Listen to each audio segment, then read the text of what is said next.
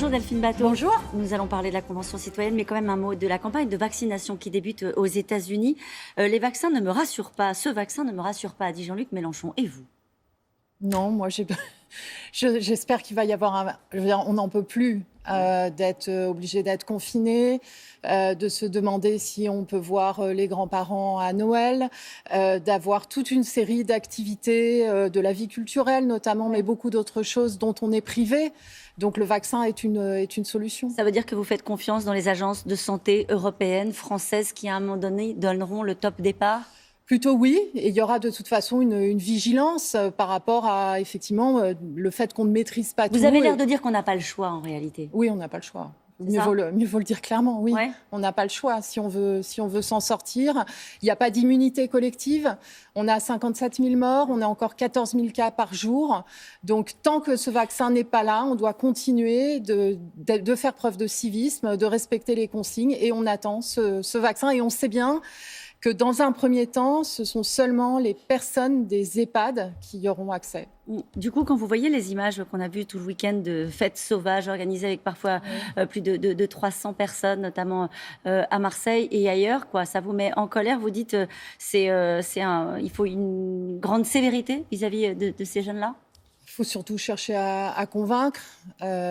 Sans doute à ne pas infantiliser, mais oui, c'est complètement irresponsable. Et encore hier, il y a eu des morts du Covid. Allez, on passe au climat. Je ne veux pas dire que parce que les 150 citoyens ont écrit un truc, c'est la Bible ou le Coran. Ça, c'est du Emmanuel Macron lors de son interview face aux journalistes de Brut. C'était ce qu'il a dit aussi aux 150 membres de la Convention citoyenne. Est-ce qu'il a trahi, à vos yeux, le président, l'esprit de cette Convention citoyenne ? Il est empêtré, en tout cas. Donc, la première chose qu'on peut attendre d'un président de la République, c'est du respect.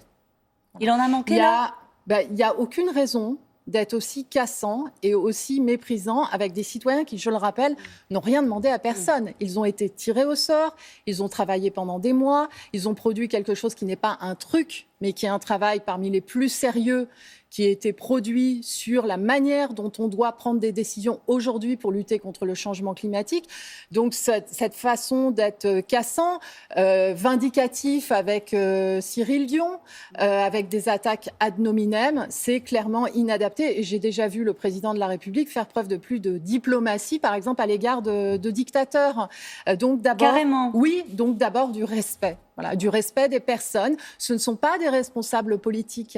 Les membres de la Convention citoyenne pour le climat, ce ne sont pas des adversaires, ce sont des citoyens qui ont fait un boulot sérieux. Qu'est-ce que ça révèle selon vous ? Respecté. Qu'est-ce que ça révèle ? On voit que ça vous met en colère, Delphine Batho. Qu'est-ce que ça révèle ? Ça révèle la façon dont le président de la République considère l'écologie.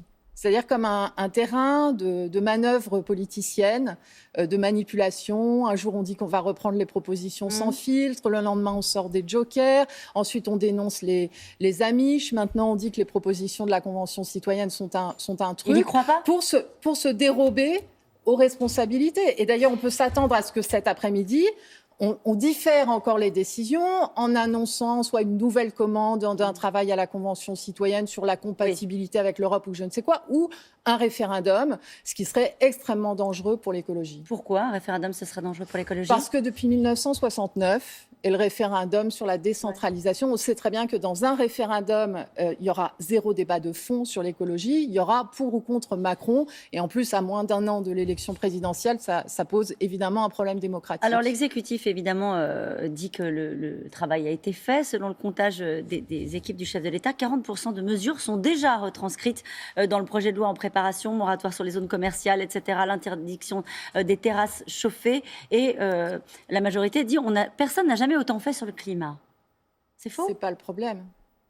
En fait, c'est pas le problème ? Ben non, c'est pas le problème. Le problème, c'est pas de savoir qui a plus fait ou moins fait. Le problème, c'est de savoir si ce qu'on fait est à la hauteur de ce qu'il faudrait faire. La réponse est clairement non. Le gouvernement, donc le moratoire dont vous parlez, n'est pas repris. Le gouvernement vient de décider de remettre de l'argent public de la France dans la construction de nouvelles centrales à énergie fossile jusqu'en 2035. Le gouvernement a investi des milliards d'euros dans la relance du secteur aérien et aéronautique. Il fallait les laisser tomber ? Non, il ne fallait pas les laisser tomber, mais il fallait mettre des conditions écologiques. Il n'y en a pas. Il n'y en a pas. Et en fait, on a aujourd'hui une opportunité historique. C'est malheureux à dire, mais en mettant à l'arrêt bien des activités, la pandémie, elle a fait voler en éclats les carcans budgétaires. Donc, on a des marges de manœuvre pour transformer notre société, pour transformer notre économie, qui n'ont jamais existé. Et on est en train de passer à côté. Quel est l'effet de la crise du Covid ? Bien que la planète ait vécu 2 confinements, ça n'était jamais arrivé, avec des économies à l'arrêt ou très ralenties, la baisse des émissions de gaz à effet de serre a été modeste, et surtout la concentration de CO2 dans l'atmosphère n'a jamais été aussi importante. En fait, même confiner l'ensemble de l'économie, comme on l'a fait là, ne suffirait pas à inverser la tendance. C'est assez désespérant. Ce qui est désespérant, c'est le fait que... Je vais peut-être faire un parallèle avec le coronavirus, parce qu'il y a sur une échelle de temps sur le climat le même type de mécanisme. C'est qu'il y a une alerte, il y a des scientifiques qui disent des choses, mais on se demande si c'est vraiment vrai, on le met en doute. Il y a des théories complotistes, c'était les climato-sceptiques. Et puis ensuite, il y a une forme de déni. On se rassure à bon compte. Ah, la France n'est pas l'Italie, etc. Et il y a en fait sur le climat le même type de choses, mais si vous voulez, sur des années et des années. Sauf que la différence, c'est que le mur du changement climatique, il est quelque part irréversible. On voit déjà les effets chez nous. On a des sécheresses, on a eu des morts dans les Alpes-Maritimes avec un cataclysme que personne ne pouvait imaginer. Donc il y a une urgence à ce que désormais, chaque décision prise chaque jour soit respectueuse d'une règle d'or climatique. C'est ça que vous attendez du rendez-vous de cet après-midi, un engagement de cet ordre-là? Pas des engagements pour plus tard.